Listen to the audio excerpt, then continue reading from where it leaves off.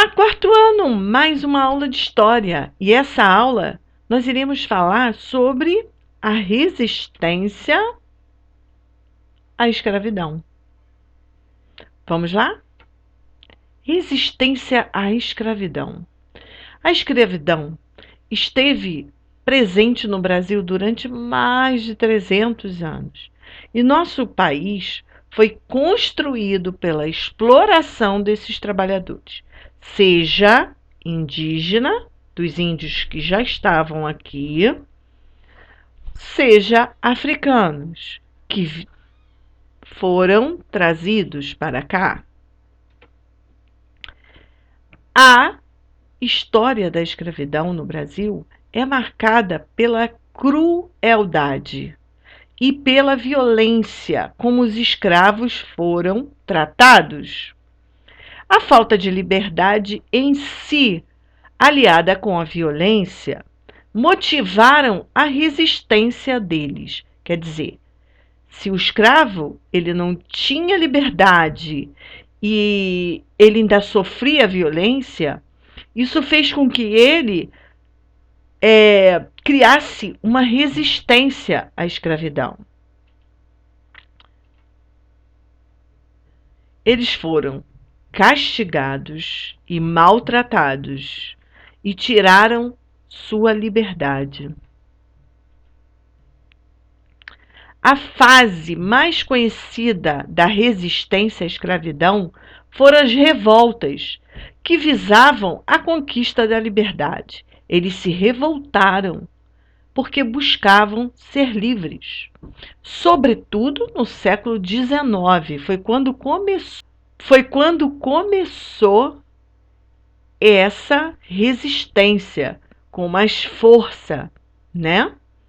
Quando essa luta foi fortalecida.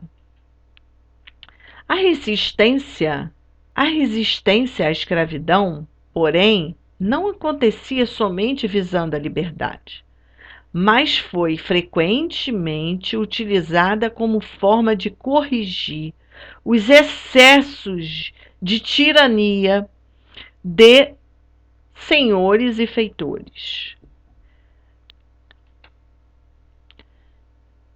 Os castigos,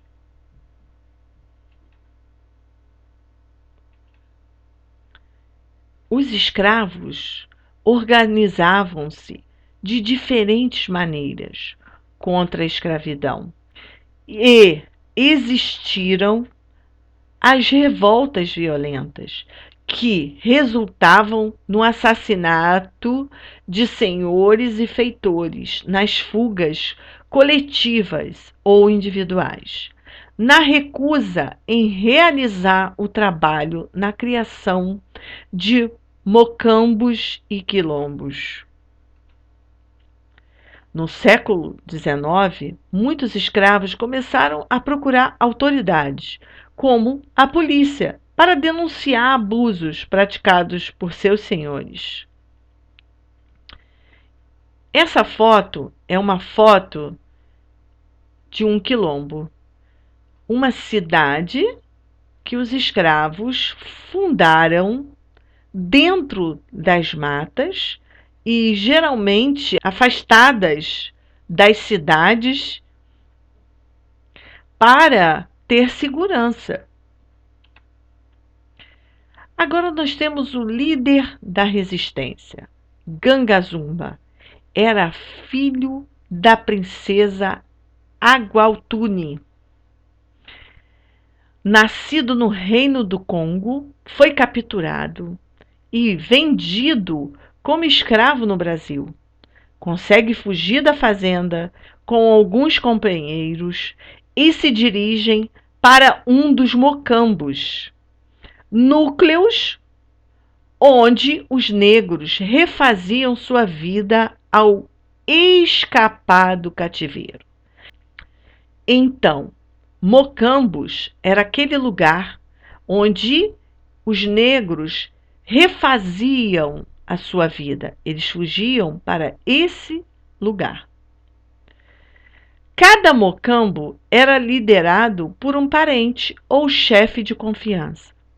Apesar de Gangazumba ter sido proclamado rei do lugar, as decisões importantes eram tomadas por um colegiado na presença de todos os líderes. Eles acabaram criando uma administração, uma política interna dentro daquele mocambo.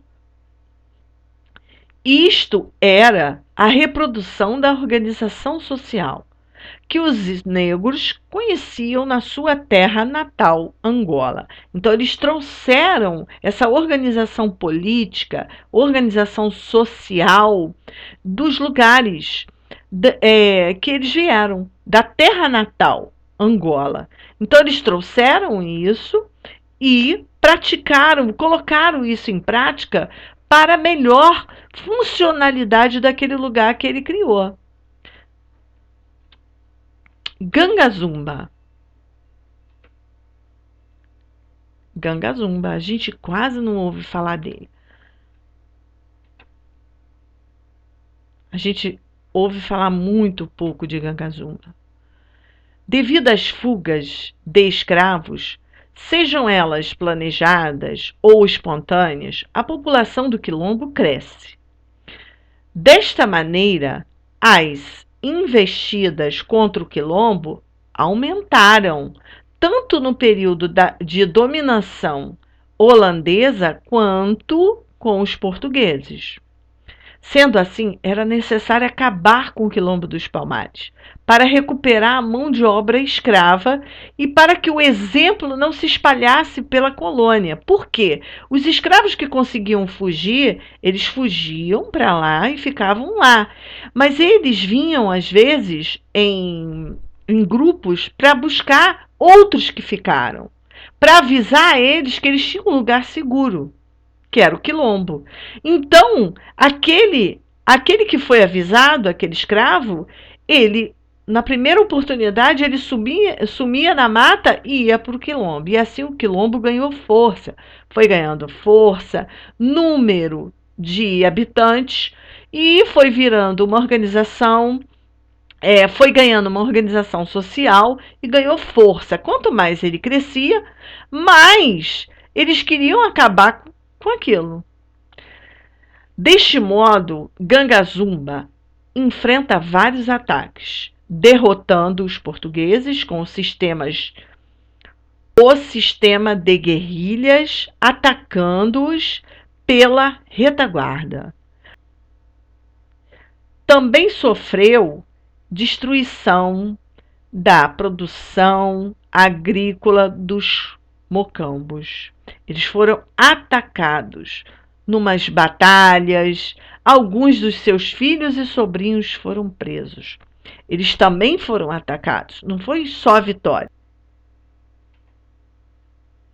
E nós também tivemos um outro. Nós tivemos o Zumbi dos Palmares.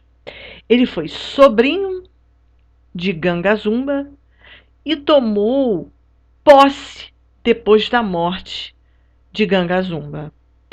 Ele também hoje é considerado um líder da resistência à escravidão. Ele morreu dia 20 de novembro, é o dia que comemoramos a consciência negra, tá? Agora, nós iremos fazer um trabalho de pesquisa no caderno virtual, tá? Sobre Gangazumba e Zumbi dos Palmares. Beijinhos da tia Elaine. Espero que vocês estejam, com muita saúde e paz.